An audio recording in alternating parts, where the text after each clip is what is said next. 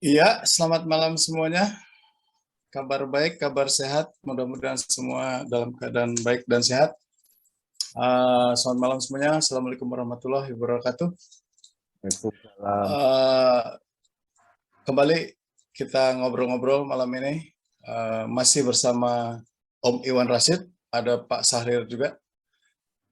Untuk yang pernah mengikuti podcastnya Ngobrol Bareng Sibung, Om Iwan Rashid ini pernah masuk di podcast membahas mengenai sampah, terutama salah satunya adalah mengenai bagaimana sampah itu sampai mengganggu di lautan, begitu ya Om Iwan ya.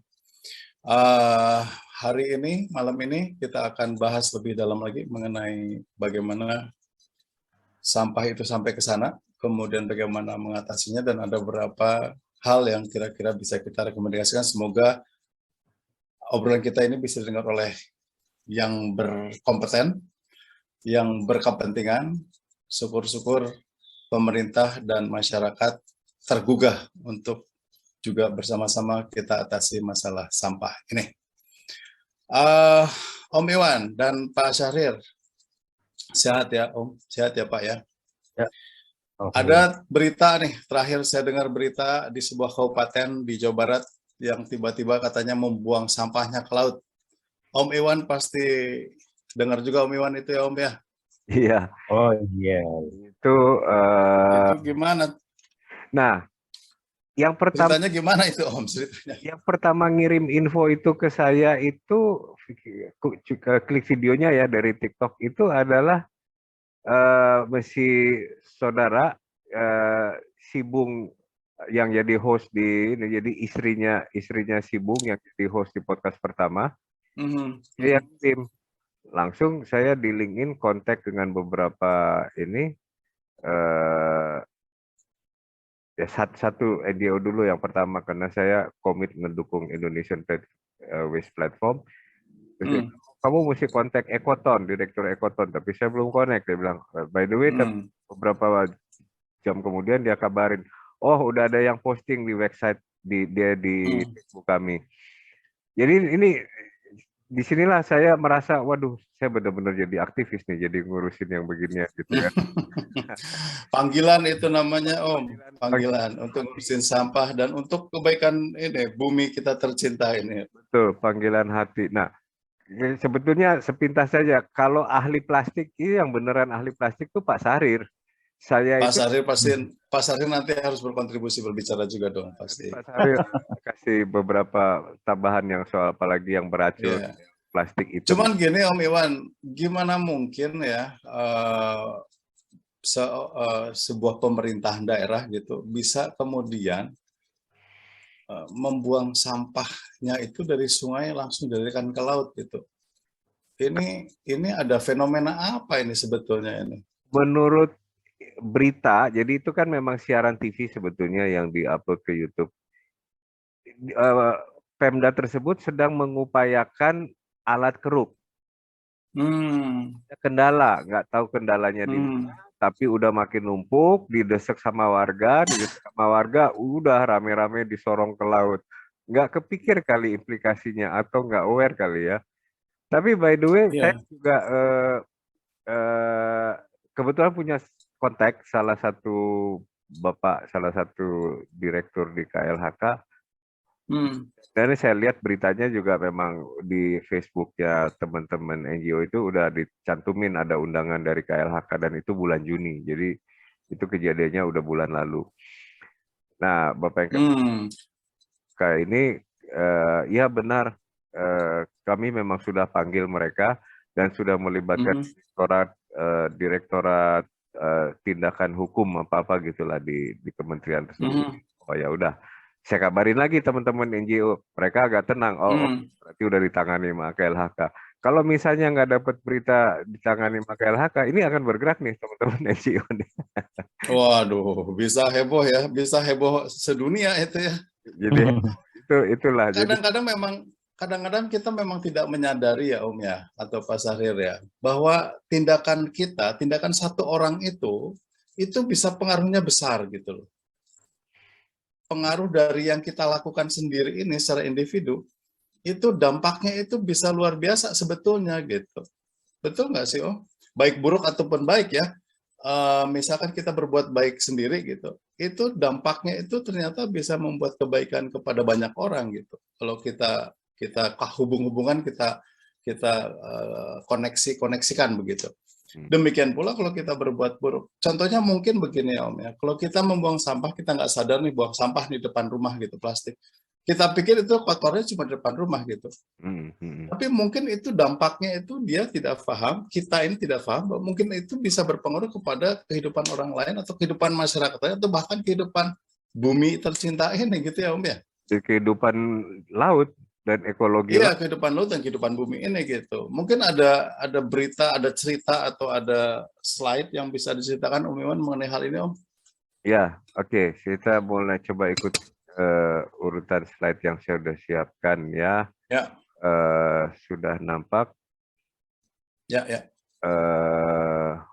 Ya. Nah,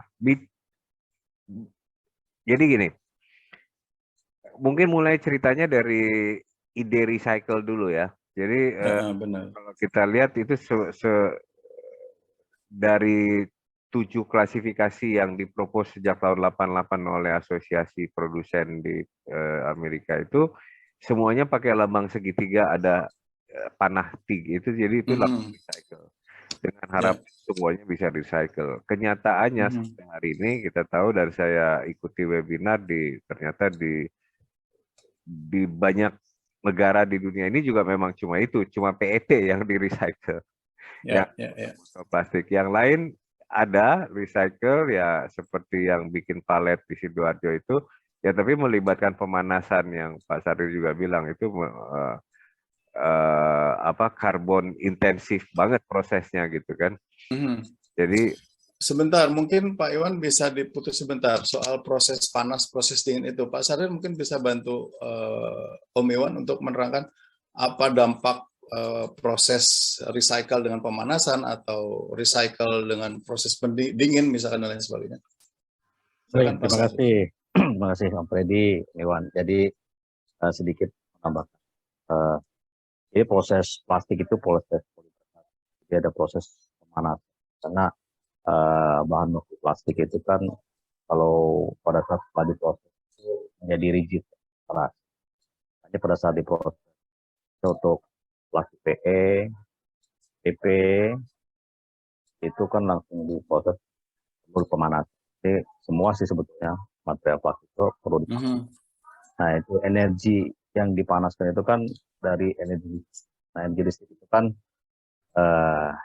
namanya didistribusikan dari pembangkit. Bisa pembangkit listrik tenaga air, diesel, itu kan bahan bakunya atau bahan bakarnya itu kan bisa dari batu bara, dari solar. Banyak plastik yang diproduksi, ya, energi yang dipakai kan juga besar, sehingga kan jadi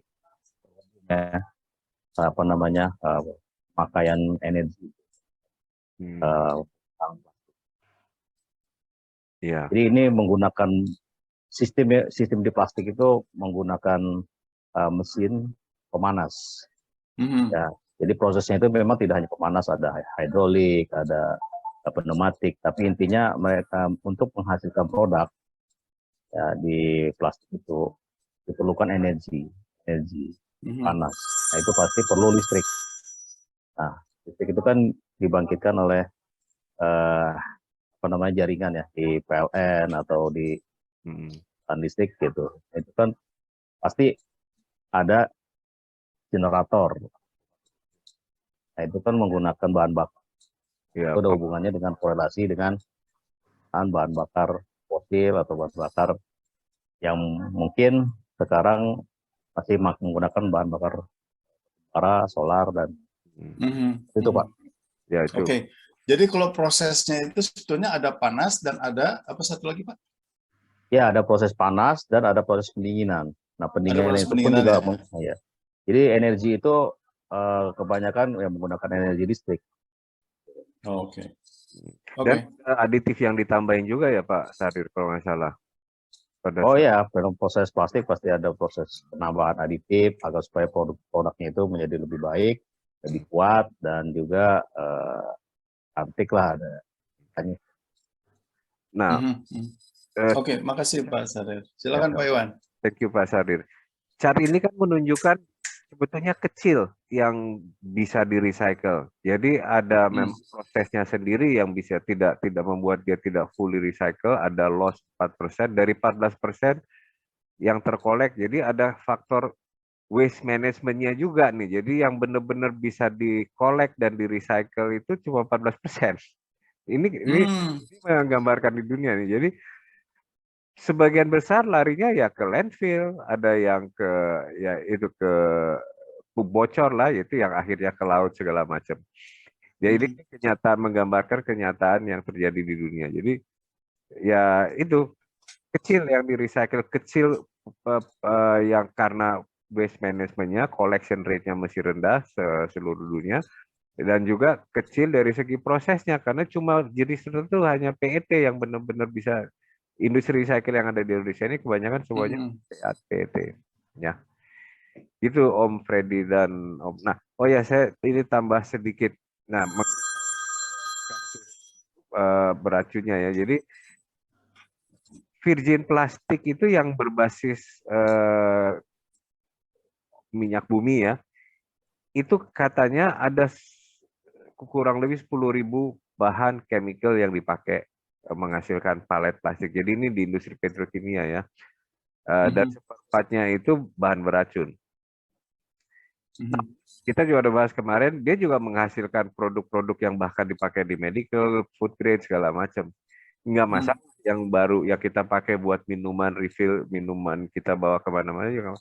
Yang jadi masalah itu adalah yang udah jadi sampah, yang udah kita buang dan kena panas, masuk tanah, apalagi terapung-apung, terhanyut di laut.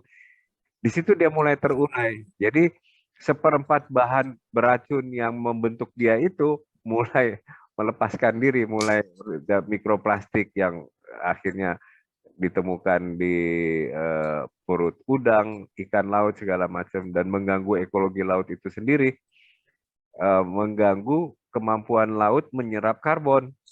Laut itu hmm, walaupun kemampuan nyerap karbonnya kapasitasnya kalah sama hutan mangrove atau peatland, tapi dia kan permukaannya paling luas. Jadi secara mhm. kapasitas dia menyerap karbon tuh besar sebetulnya, dan Ya, ekologinya terganggu, peran dia di situ juga fungsinya terganggu.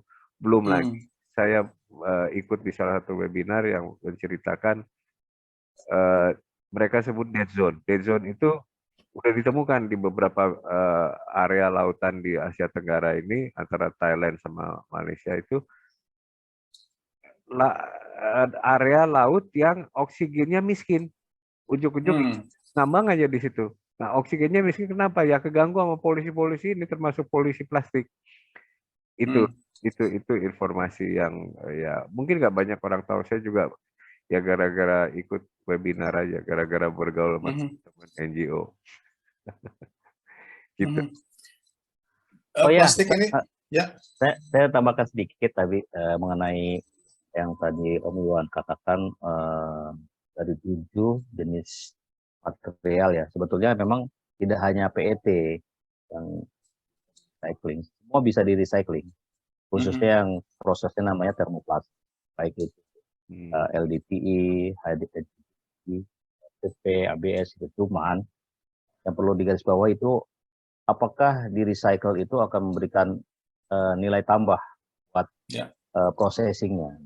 Kalau PET memang produk recyclingnya turunannya banyak ya. hmm, Ada yang menjadi fiber stable, ada yang untuk eh, dakron, ada banyak sekali hmm, dan nilai jualnya cukup tinggi. Makanya PET itu semua mengejar-ngejar, memburu ya, apalagi mhm, jenis material plastik botol ya, air minum mhm, kemasan. Itu super tuh untuk bahan ya, materialnya ya, ya, dicari. Nah, banyak kan kemasan-kemasan kantong atau kemasan yang nilainya rendah, apalagi plastik multilayer.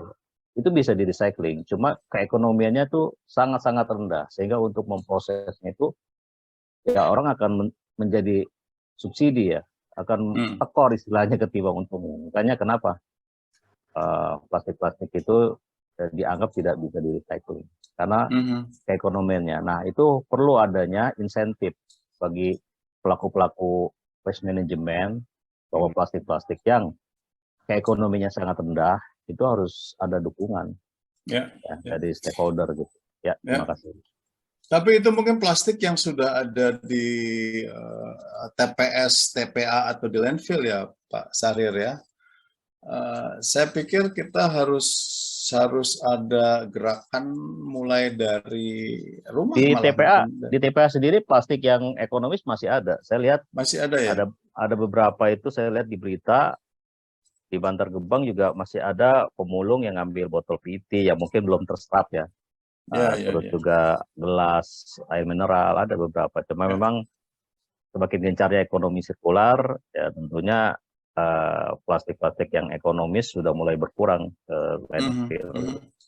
Ya, Om Iwan, terus gimana nih kabar bahwa pencemaran laut oleh plastik ini terus sampai saat ini terus berkembang, atau apakah ada usaha-usaha tertentu dari beberapa lembaga atau beberapa institusi atau bahkan pemerintah mungkin, Om Iwan? Ada contoh-contoh kasus nggak? Sebetulnya dari mana sebetulnya plastik ini, kemudian bagaimana dia berkembang dan lain sebagainya. Oke. Nah, ya kalau soal NGO yang bergerak terutama mengamankan laut ya, membersihkan laut, upaya mengurangi dampaknya di laut itu banyak NGO yang bergerak ya. Tapi bicara Pak Freddy nanya sejarahnya, ini kebetulan slide berikutnya bicara sejarahnya nih. Oke, very well. Nah, sebetulnya udah cukup lama nih. Jadi saya baru baca lagi bahwa ternyata sintetik plastik itu 1907 oleh seorang kemis dari Belgia, dan dia pun itu sebetulnya patennya mengalahkan orang sebelumnya yang dari Scotland. Berarti jadi mungkin akhir abad ke-19 udah ada nih. Tapi secara komersial berkembang kelihatannya semenjak polietilen ditemukan. Itu 1933. Jadi kita hitung aja dari tahun 1933 yang ini ya. Nah, dan itu polietilen. Kemudian perkembangan berikutnya PET 1941.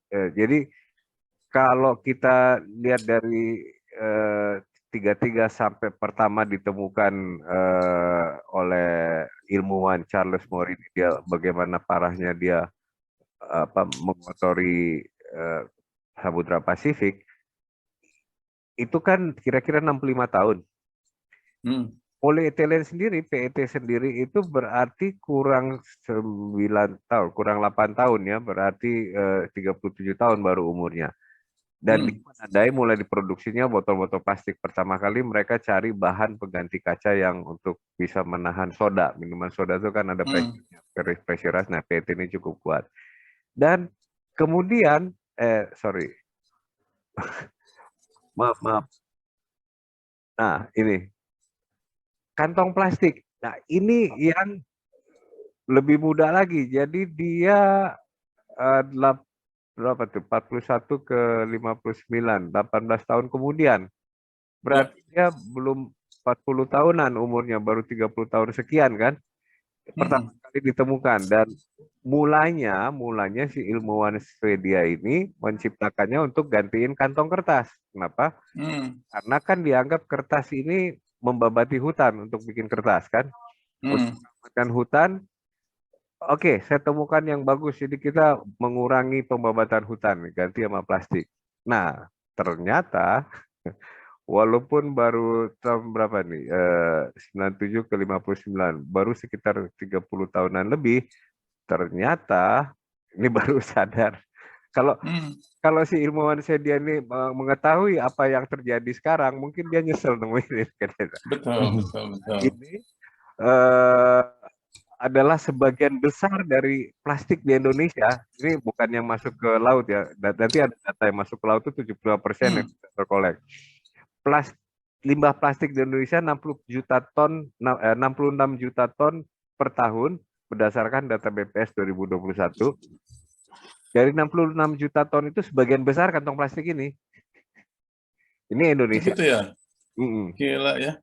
Om Iwan, ini di slide Om Iwan ada Bangladesh adalah negara pertama yang memperlakukan pembatasan atau pelarangan terhadap penggunaan tas plastik pada tahun 2002 nih. Ya, nah itu ada dampak yang tergambarkan tidak Om Iwan sekarang? Ini bagaimana dia kondisinya? nanti slide berikutnya menggambarkan. Jadi Bangladesh waktu itu pemerintahnya ngambil keputusan karena waktu itu banjir bandang yang mengorbankan banyak jiwa manusia.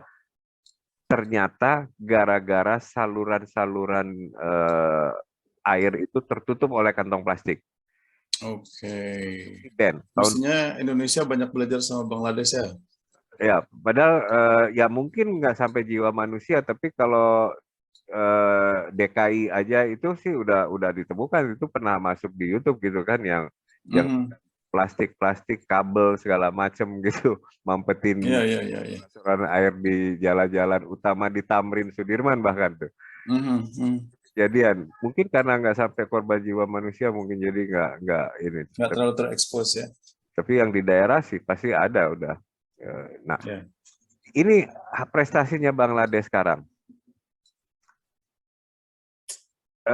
Saat ini, jadi 20 tahun kemudian, ternyata dengan 165 juta penduduk, dia itu menghasilkan sampah, ini diukur dari yang mengotori laut ya. Jadi kontribusi daripada polusi plastik ke laut itu Bangladesh bisa lebih rendah daripada Sri Lanka, lebih rendah dari Malaysia segala macam. Dengan jumlah penduduk yang jauh lebih banyak dibanding Malaysia, kita lihat kan. Dan seluruh negeri Bangladesh itu jumlahnya 6.400 ton per tahun ya, ini kayaknya ya. 1.000 ton lebih kecil daripada Bantar Gebang. Bantar Gebang saja 7.700 ton. Kenapa? Karena ya sebagian besar plastik bag itu. Jadi ini ya Bangladesh yang kita anggap negara, ya mungkin kita percaya kita sekarang mungkin lebih maju dari mereka, tapi dalam hal ini kita kalah sama mereka. Mereka lebih betul. dari kita dalam hal ini ya. Dan ada satu, jadi ada di salah satu webinar diceritakan bahwa top kontributor itu ada 5 negara, yaitu Cina 1 dan 4 lagi negara ASEAN. Itu Indonesia, Malaysia, Malaysia malah nggak ikut. Jadi Indonesia, Thailand, Vietnam, sama Filipina. Nah, itu 5 di atas itu. Betul. Nah, itu kontributor 5 ini berkontribusi 50% dari sampah plastik yang masuk di laut. Ya kita, kalau Singapura memang nggak kelihatan, bahkan nggak masuk di sini. Negaranya kecil dan penduduknya juga paling kecil. Kita udah tahu lah, jangankan plastik gitu ya, puntung rokok aja dan permen karet dan meludah aja jadi masalah gitu kan. Malaysia sekitar Singapura, tapi waste manajemennya bagus sehingga membuat dia juga tidak termasuk di 5 negara kontributor sampah plastik. Itu sejarahnya. Littering itu membuang sampah gitu ya Om ya, littering itu ya. Nah, mungkin gini, ada bahasa Indonesianya yang pas apa littering itu? Littering itu ya buang di jalanan, buang sampah di jalan. Buang sampah di jalan ya. Ya, kalau kita bahkan yang kecil aja ngerokok suka dari mobil buang itu dari littering itu. Dan itu bisa dendanya besar tuh kalau di Singapura. Nah, bicara littering berikutnya ini, nah di webinar yang bulan Maret saya ikut, ini seorang ahli dari Norwegia, dia bilang, itu fenomena di Asia Tenggara, dia bilang. Saya udah lihat seperti yang dibilang benar, Vietnam, Indonesia, Malaysia, Filipina, segala macam. Itu kalian buang di jalan dan kalian nggak sadar bahwa yang kalian buang di jalan itu masuk ke got, disalurkan oleh sungai, berakhir di laut. Dan semua ilmuwan ini sekarang meributkan akibatnya. Ya tadi kita bilang selain mikroplastik ikan dan udang, ekologinya terganggu, peran absorb karbonnya juga terganggu, dead zone mulai berkembang gitu, di mana area-area di mana ujuk-ujuk ikan ngambang gitu. Ya, itu semuanya keganggu sama sampah plastik nih. Dan itu ternyata bermula dari littering itu ya Om ya. Betul, betul. Littering yang tidak terkolek gitu, yang tidak yang tidak terangkut oleh Ya, truk-truk sampah itu ya. nah Lebih kepada kepedulian, Pak. iya, Iya, iya, iya. Kepedulian dari warga Ya, ya, ya. membuang sampah. ke awareness-an ya apa ya. Jadi Ya, kesadaran. nggak aware, nggak tahu apa akibatnya. Betul, betul. Tidak tidak sadar bahwa itu ada akibatnya. Jadi hukum sebab akibatnya mesti belajar banyak kita ini. Jadi berikutnya bicara data yang jadi ada research yang diprakarsai Kemenko Maritim disponsori oleh World Bank yang menunjukkan data itu berapa banyak sebetulnya yang dari yang kita buang ke jalan masuk ke laut ya. Nah, tapi itu berikutnya itu mungkin habis ini. Jadi saya baru ingat ini cerita Citarum nih. Tadi kan Om Freddy bilang nggak apa-apa kita masuk ke Citarum dulu ya, karena Iya, iya. jadi Ya gini, kan sebelum ke laut masuk ke sungai dulu nih Om, betul Om. sungai dulu. Jadi kita sungai dan khusus Citarum kita bahas di webinar yang sama dengan yang teman dari Norwegia itu tadi ngomong. Ada ahli Indonesia, Dr. Hidayat, yang khusus dia melakukan riset di Citarum. Nah, Citarum ini sejarahnya gini. Lalu masuk di TV Jerman, kasusnya limbah-limbah dari pabrik itu segala macam. Kita tahu banyak pabrik tekstil buang ke sana. Dan itu semenjak pemerintah dan gubernur yang sekarang udah diambil tindakan banyak. Beberapa dari mereka udah masuk pengadilan. Dan di Wikipedia pun disebutkan gara-gara kasus kebanyakan limbah produksi diceritakan ini sungai yang the most polluted. Ternyata Dr. Hidayat menemukan limbah pabrik ini ya besarnya yang kiri ini tidak lebih besar daripada sampah plastik. Waduh. Distribusi masyarakat. Jadi baru Dr. Hidayat ini yang angkat. Kita ribut selama ini soal limbah pabrik sampai udah masuk Limbah pabrik macam itu pabrik-pabrik tekstilnya sama pemerintah yang Jawa Barat yang sekarang. Tapi bagaimana dengan yang dilakukan oleh masyarakat? Plastiknya mengotori besarnya di Citarum dengan limbah pabrik. Nah, ini bicara keadilan ya. Kalau yang pabrik-pabrik udah masuk pengadilan, kalau menurut saya sih, kalau masyarakat ya terlalu banyak untuk diadili satu persatu ya didenda aja. Harus ada sanksi ya. Buat gitu doang plastik denda gitu. Ya. Bahkan mencegah. Itu ceritanya. Jadi continue Om Iwan. Baru masuk ke data ya. Jadi 75% dari yang tidak terkolek itu, yang tidak terkolek ini kan yang kita cari di sini nih. 75%-nya masuk ke laut. Confirm kan? Kawan yang dari Norwegia itu bilang fenomena littering di Asia Tenggara itu dan semuanya masuk ke laut. Ya 75%, gede kan persentase yang. Jadi dari 61% yang tidak terkolek, yang tidak terangkut begitu ya Om Iwan ya, 75%-nya itu masuk ke laut. Betul, gitu. Waduh, ngeri banget ya. Karena ya ini, got-got ini kan bermuara ke sungai semuanya. Gitu. Dan dari 75% yang masuk ke laut itu, 31%-nya tadi kalau saya tidak salah baca adalah sampah plastik. Betul ya? Ya. Ya, yang survei yang disponsor sama World Bank ini khusus sampah plastik supply. Oh, ini khusus sampah plastik aja. Khusus Oke. Supply chain yang mereka research. Jadi data plastik action partnership itu yang 61% tidak terkolek itu juga khusus mereka mempelajari. Khusus plastik ya, oke. Supply chain plastik. Jadi mungkin kita kalau kita bikin iklan ini iklan pelayanan masyarakat gitu ya tentang yang kita buang ini, lagunya Bengawan Solo kan akhirnya Akhirnya mengalir sampai ke laut ya. Kasihan Pak Gesang. Kita pakai buat layanan masyarakat lebihnya Pak Gesang. Nah, oke. Jadi berdasarkan data itu tadi ya, dan littering tadi, ini yang fenomena yang tengah, dan data ini juga sebenarnya kalau kita compare dengan yang SIP SN dari KLHK yang bilang bahwa yang tidak termanage 35%, tapi yang tidak termanage 35% ini bicara seluruh sampah. PAP mempelajari supply chain plastik. Supply chain plastiknya, jadi ternyata kalau plastik itu yang tidak terkolek 61% lebih besar daripada yang terkolek. Mungkin kita ya, kita kalau sampah makanan atau daun kertas kita cari tempat, kita nggak buang di jalan. Tapi kalau plastik kita lebih sembarangan buangnya.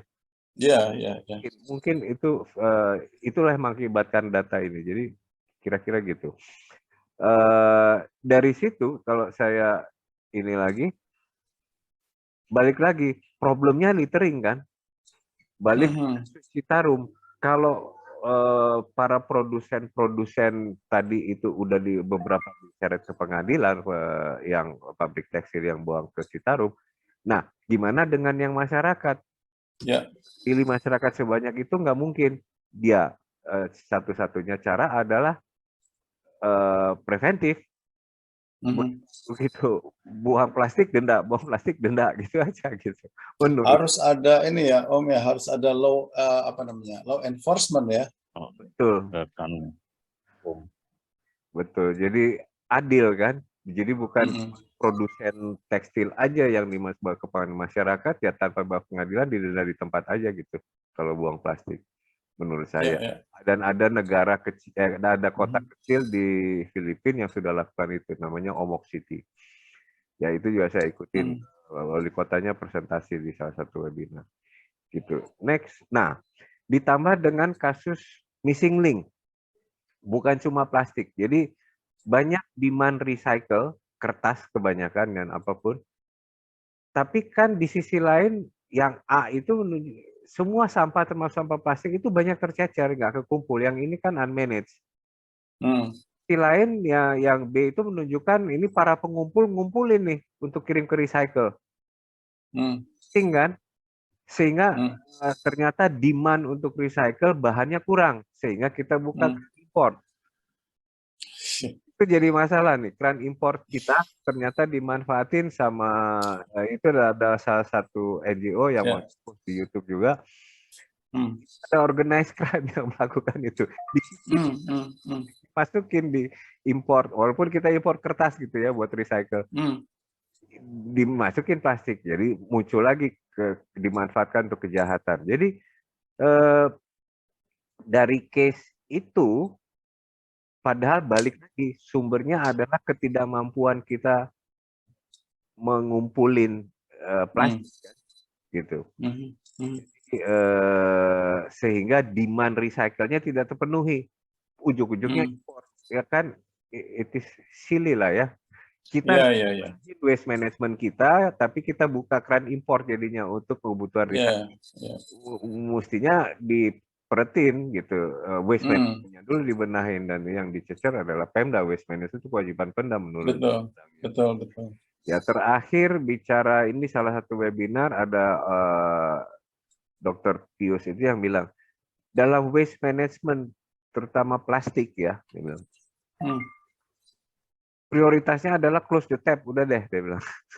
Nah, jadi KLHK ini muncul dengan program IPR kan, dan itu memang sudah ada undang-undangnya, 2019 sudah digulirkan, dan seluruh yang terlibat, produsen maupun supermarket katanya submit roadmap untuk bagaimana nyetop single use plastik sampai tahun 2029 kalau nggak salah. Ya ini upaya untuk close the tap, tapi masih dikasih tahapan. Tapi itulah prioritasnya menurut Dr. Pius ini. Jadi saya ambil dari slide presentasinya dia. Ilustrasinya keran kan. Kalau lo nggak stop kerannya, makin banjir di bawah tuh. Yang ngepel setengah mati gitu kan. Imbas air. Ya udah, stop aja kerannya, berhenti kan. Nah, tapi dengan nyetop produksi single use plastik, penggunaan kemasan single plastik dan bertahap, sementara kan udah banjir juga nih. Ya, yang udah kececeran di wilayah tanggung jawab Pemda. Jadi sebetulnya legal framework-nya udah komplit. Saat KLHK lagi ngecilin sampai nyetop the keran tapi bertahap, nyetop the tap katanya close the tap. Tapi yang udah ngalir nih harus Pemda punya kewajiban waste management. Sehingga tapi close the tap ini untuk siapa sebetulnya Om Iwan? close the tap itu ke produsen yang menggunakan produsen single-use plastik. Jadi extended program extended producer responsibility itu programnya ditujukan kepada para produsen dan supply chain yang terlibat, supermarket juga, supermarket, pasar, grosir gitu. Nah, jadi kalau waste managementnya dibenahin, nggak fenomena missing antara link A sama B itu yang harus di close dan itu kewajibannya Pemda. Sangat lucu ya, di satu sisi kita nggak bisa collect yang ada di jalan-jalan, di sisi lain kita kekurangan untuk bahan recycle. Baik, karena waktunya sudah hampir selesai, Om Iwan dan Pak Syahrir, mungkin ada closing statement dari Pak Syahrir? Baik, terima kasih. Ya, intinya kita harus mengerti bahwa plastik itu bukan musuh ya, tapi bagaimana kita bisa kelola plastik sampah ini menjadi lebih bernilai. Dan kita tentunya juga tidak bisa juga ya, kalau menurut saya closing the tap ya itu perlu dikaji ulang berapa besar implikasinya terhadap kehidupan suatu masyarakat ya. Dari kita lihat hitungan ekonomisnya. Tapi itu boleh juga sih. Mungkin nanti entah di masa depan ada bahan yang lebih baik menggantikan dari plastik. Jadi intinya jangan takut menggunakan plastik, tapi kita harus peduli gunakannya. Jadi jangan buang sampah sembarangan dan kita harus mengurangi plastik sampah yang tidak terkolek. Siap. Terima kasih. Baik, terima kasih Pak Syahrir. Om Iwan, ada closing statement dari Om Iwan? Saya mempertajam kalimat terakhir dari Pak Syahrir aja. Intinya jangan buang sampah sembarangan. Jadi buang sampah sembarangan itu yang lagu Bengawan Solo tadi akhirnya ke laut. Jadi bahkan saya menggunakan plastik untuk ngumpulin sampah. Oke, selamat malam teman-teman. Kita sampai ke closing statement terakhir. Mohon izin Om Freddy karena satu dan lain hal, jadi saya yang melakukan closing statement ini on behalf of Om Freddy. Nah, selama obrolan tadi kita sudah bahas perundang-undangan. Dan nah sebagai penutup seperti kordenya itu tadi sempat ditayangkan 4 dari Sustainable Development Goals SDGs, 4 dari 17 SDGs yang di mana inisiatif tentang sampah dan sampah plastik itu terkait ya. Yaitu nomor 12 Responsible Consumption dan Production, nomor 13 Climate Action. Kita udah bahas juga kan, ujung-ujungnya berpengaruh pada climate emergency.